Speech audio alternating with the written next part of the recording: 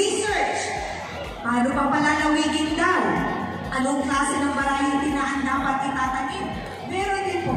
Kompleto. No? Kompleto. Kompleto. So ang question,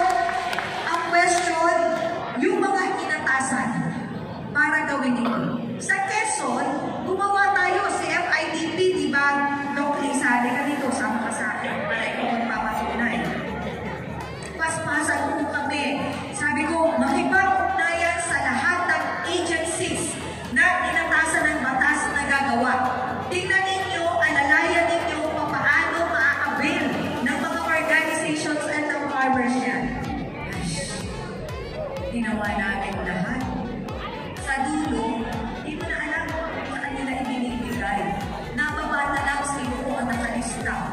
Yung pong ipinupose natin, hindi po nag-materialize. Kaya, tama po yung sinasabi ni Senator Amy. Kasi yun ang inirereklamo ko sa kanya, sinasabi ko sa kanya. Wala na po kasi ako sa Kongreso eh. Kung nasa Kongreso ako makikipag-away doon. Kasi alam na alam ko po yan eh. So ang magagawa ko, pumunta sa kanila, tulungan nyo naman po. May nag-propose po kami ng FMR, Farm to Market Road. Ano ba naman ako yan? Nasa Bundok Peninsula yung maraming niyog, nasa Calawag, kung saan lugar sa ating probinsya, eh wala naman po napunduhan. O nakita ko doon, sa iba pa pong probinsya na punta. O di, tama si Sen. Amy. Lugi ang Quezon. Bakit?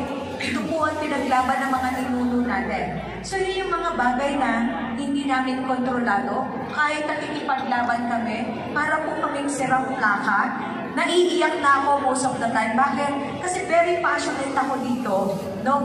Hindi kayo sabay-sabay mabibigyan. But at least sa bawat programa, scholarship, merong nakakakuha man lang sa inyo ng benefit pagdating sa shared service facility.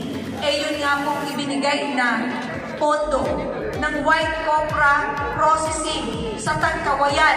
Masa ng mga taga-Tagkawayan? Oy! Naalala nyo? Naglagay tayo ng pondo. Aba, alam nyo po ba? Ang dulo, wala daw pala. Wala. Hindi po nagawa. Tama, di ba? Pangulo, di ba? Wala po. Nagseremonya na. May cheque na kunyari. Supposed to be po, galing po yun sa Coco Levy Fund. Ghost project ano? Kaya, pwede tayong mag-iingay. Tama, di po ba? Tayong mga taga-Quezon. Sasamahan niyo po ako para diyan. Sama-sama tayo dito. Mag-iingay tayo. Okay?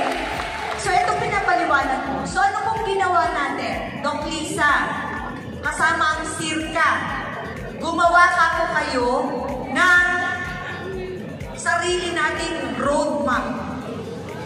Roadmap Quezon lang. Nakasulat ano ang gagawin sa mga problemang kinakaharap ng mga magniniyo. Meron po yan. Yan ang ating Biblia.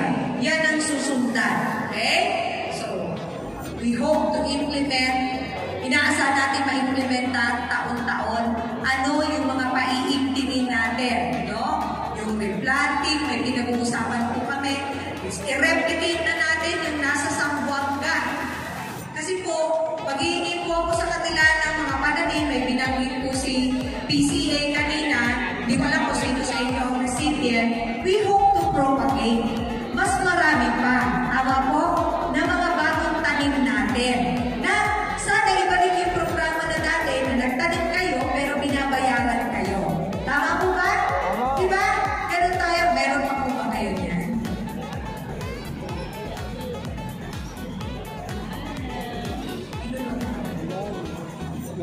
Diba? Gusto nyo yun? Diba? Oh. So, ano pa? Yung lampanog, bibigyan ko ng diin.